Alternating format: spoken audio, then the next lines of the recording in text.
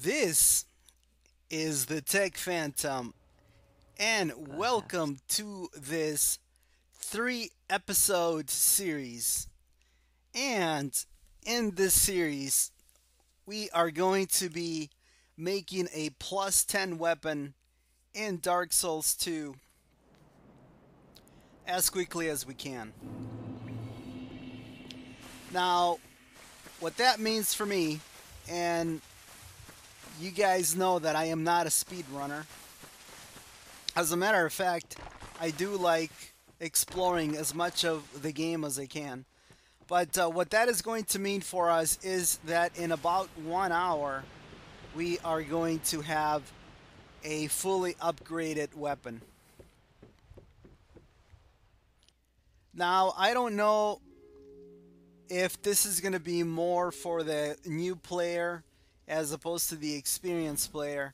So, just to make sure that I cover the bases, I am going to be talking a little bit about the mechanics for how to reinforce or how to upgrade weapons At in Dark least Souls 2. you know your own. So, for those of you that are experienced players, sorry about that, and I know that that's could be a little bit boring, but I think there might be some new or newer players. Uh, they might be looking at this video. I am going to title this Dark Souls 2 Fast plus 10 Weapon or something like that. So I think that might be a popular title for the newer players. So hopefully it's not too boring for the experienced players. All right, so let's get to it. I am going to try to explain what is happening on screen as much as I can. But if you guys, for those of you that are regular followers or subscribers to this channel, you know that every once in a while I tend to get sidetracked and I will go off on a tangent and I will try my darnest to explain why it is that I'm doing something on screen. And actually, this was a little bit of an interesting puzzle to put together because the first few times I did some test walkthroughs, it took, a couple of hours. I died a bunch and I ended up doing a whole bunch of extraneous boss fights and picking up items that really were not necessary. So, All this people come is here for the same by reason. no means, the fastest possible way to get a plus 10 weapon, but I think the most direct way that I found to make a plus 10 weapon. So, one of the things that I did not talk about during the character selections screen was that I did select the knight and I did select the bonfire ascetic for the starting gift. And you can do this run with any character that you like, but you absolutely need a bonfire ascetic, and the reason will become obvious in part 3 of this series. But the other thing that is that is nice about selecting the knight is that the knight starts with quite a lot of health, and he starts with a pretty strong weapon. So because I bought the or I pre-ordered the this version of the game, I start with a whole bunch of extra items, and I went ahead and I sat at the bonfire, and you guys saw me basically put all of those items in my item box. I didn't want to confuse any new players that might be wondering where those weapons are. How come they didn't get them? And that's because I'm playing on a version of the game that was pre-purchased, so that was a little bit of a bonus that they offered if you pre-purchased the game. Okay, so again, just to recap where we're at, we've selected the knight. because of the broadsword, because of the health, and we've selected the bonfire ascetic. Now, the items that I think are, I don't want to say critical, but are pretty important to this walkthrough are things like life gems, homeward bones, human effigies, and Estus flasks. And life gems are actually going to be pretty readily available. Effigies also, we're gonna get a fair number of human effigies, and if we don't die a lot, we won't need many human effigies anyway. The thing that's going to be in a little bit of short supply are going to be Estus flasks, and we're not gonna end up. We're only gonna end up with about 4 Estus flasks. So whenever I can, I'm going to try to get an Estus flask and to get my my healing capability sort of upgraded by grabbing that Estus shard. So here I'm going to grab the Estus flask shard, and I'm heading towards the Emerald Herald to turn that in, and also to I will light this bonfire so that I'm able to warp back to it.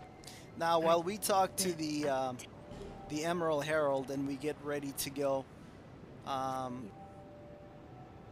to see our first boss, let me talk a little bit about the dynamics of leveling up. And again, for the experienced players, it's going to be pretty boring, but for the newbies, this might be a little bit useful. So there are different ways to level weapons in Dark Souls depending on the weapon type. So some weapons level up with normal Titanite, some weapons level up with Twinkling Titanite, and some weapons level up with Petrified Dragon Bone.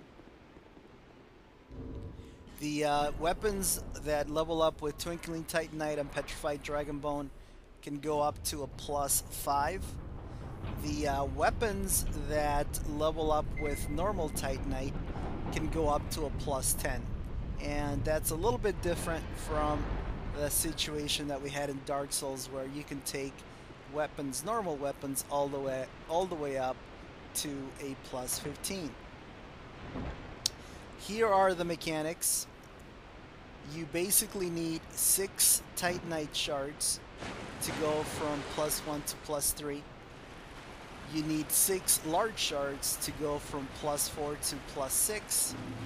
You need 6 chunks to go from +7 to +9, and you need a Titanite slab to finish out the reinforcement process or the upgrade process and have a +10 weapon. So basically the progression is 1, 2, and 3 of each item to go from one level to the next. So for example, for Titanite chunks, 1 to go to +7, 2 to go to +8, and 3 to go to +9. And same is true for the shards, for the Titanite shards, normal, and for the large shards. So our goal is going to be to locate 6 of each of the shards and one Titanite slab, and that is going to allow us to have a +10 weapon. So Titanite shards are pretty easy to get. The game actually gives you quite a bit of them, and you can buy them from a blacksmith. Large shards are a little bit more rare. You need to kill a couple of bosses to get to areas where there are some shards laying about, and you won't be able to buy them for a while. And then Titanite chunks are also pretty rare.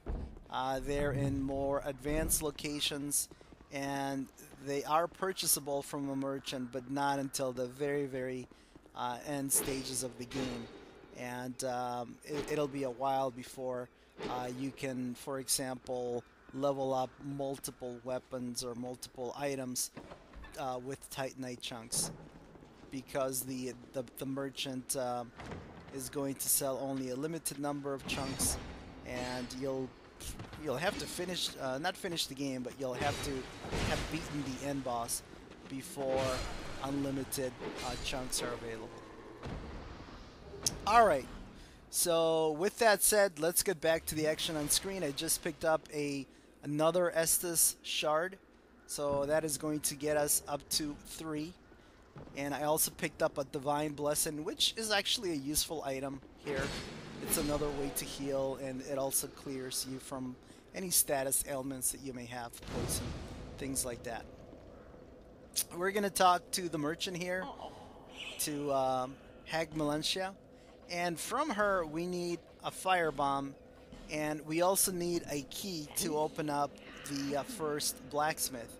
We don't have enough souls to buy the key, but we do have enough souls to buy the firebomb, and the firebomb is going to allow us to open up a shortcut. By throwing the firebomb against the wall, sort of in the corner, you can explode the powder kegs that are on the other side, and that will shatter the wall, and that will open up a little bit of a shortcut. Not much of a shortcut, but a little bit of a shortcut. And we're going to continue on, and we are going to go down to an area that has a pretty important item for this walkthrough. But before we do that, we are going to go pick up a buff. So, I am going to be using the broadsword, which is the starting weapon for the knight character, to level up, to take this up to a 10. But obviously you can do this with any weapon that you wish, and as a matter of fact, I'm sure you'll be doing it with a different type of weapon, you know, whatever suits your build, and also something that will have a little bit more attack rating, a little bit more power, something like a claymore, a club, a catalyst, maybe, you know, whatever. You can do this with any weapon. I've decided to do it with the broadsword because the broadsword doesn't have the attack rating of some of the heavier weapons. I went and I picked up the aromatic ooze, and I went sort of backwards because it's a little bit more safe and also a little bit more consistent. If you go through, if you talk to Pate and you go through the doorway where Pate directs you to, it's possible that you can get ganged up by the hollows. They can surround you and they can kill you a couple of times. Anyway, the reason we dropped down into this basement, into this area, is not to get the Titanite shard that was in that chest and with the trap, with the poison trap on it. Once again, Titanite shards can be purchased, so we really don't need that Titanite shard. But we do need the item that we are going to find in this chest here. And this chest is going to have a life ring and a large Titanite shard. So we've obtained our first Titanite shard, guys. So that is great. And we've also obtained our first, I should say, we've obtained our first normal or small Titanite shard, and we've also obtained our first large Titanite shard. So we need to get the weapon up to a +3. So that is going to mean that we need to find 5 more shards. And we're going to pick up a life gem here. And we're just going to continue forth. We want to open up the shortcut or the way back to the bonfire. But on the way there is a path to the first boss. So we will stop and we will pay the first boss a visit. And we have the aromatic ooze to buff our weapon damage a little bit. Now, this crystal lizard will also drop Titanite shards. It will drop 2 shards. If you miss the lizard, don't despair. It's not a big deal. Again, small shards, or you know, the smallest of the shards, can be purchased from a merchant. And after defeating the boss, you'll have plenty of souls to buy shards. So if you miss that crystal lizard, it's not a big deal. But we got lucky and we happened to kill the crystal lizard before it disappeared. So we've added 2 small shards to our inventory. We've also picked up the leather shield, which is a really nice shield for early in the game. It doesn't, it doesn't block 100% of the damage, but it's fairly stable, and it's light, so it's a very good early game weapon. All right, so we are getting close to our first boss fight, and we are going to buff with the aromatic ooze, and that is going to add magical damage to our weapon and increase the amount of damage that we can do. And here we are facing up against a giant living tree, the last giant. So if you've buffed your weapon with aromatic ooze, and if you have something like a dagger or small weapon that can do very fast attacks, you can actually kill the giants very quickly, much quicker than what I'm going to do, simply by standing around the heels and nipping at the last giant heels and evading the stomps. I like to do a little bit of different method. It takes a little bit longer, but I think it's safer, and that is to run in between the giant's legs, take 2 or 3 hits depending on how much stamina you've consumed, and then walking away and letting your stamina recharge. And in no time at all, the giant's gonna be down.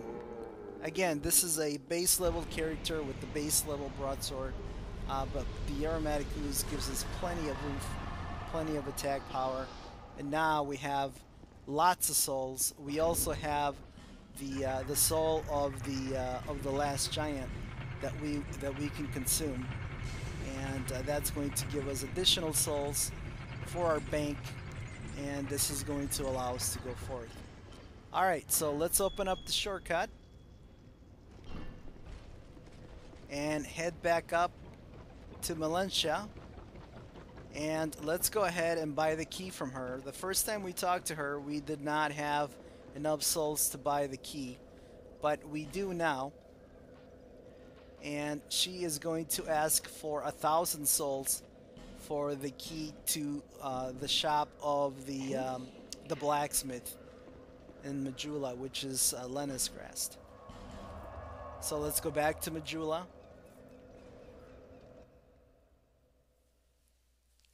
And in Majula, we will unlock the door to the workshop, and we will be able to buy Titanite shards from Lenniscrast. Now we have 3 normal or small Titanite shards in our inventory. We need to buy 3 more. I believe they're 800 souls a piece, so that'll be 2,400 souls. We also need to pay for some souls for him to upgrade the sword, but we should have plenty of souls to level up our build, and also to buy the shards and to upgrade our weapon. We're also going to turn in the Estus shard while we're at it. Alright, now if you guys are wondering why it is that I am doing this, I'm going to talk about that in the second video. I'll tell you about my reasons for making a plus 10 weapon as early as possible in the game. I mean, obviously, one of the reasons obviously is to be overpowered or as overpowered as possible, and to steamroll through the early parts of the game. But there is another reason, and I will get into that in part 2 for me doing this video. Actually, a couple of reasons. And I'm also going to talk about why I decided to do this with the broadsword as opposed to a harder hitting weapon. So, but I will leave that for the commentary on part 2. And now let's go ahead and let's put the souls and the shards to use. And we've actually been able to get our broadsword all the way up to a +4 because we were able to use that large Titanite shard and take our broadsword from a +3 to a +4. Alright, now we need to work a little bit on our build, and our build is basically going to be a little bit of a vitality and strength build. We have a nicely leveled up weapon at this point. So I'm going to prioritize vigor. I guess it's health over strength at this point, and consume the rest of our souls that way. It looks like I can get one more level by consuming some small souls that I have in my inventory. So we'll just go ahead and do that, and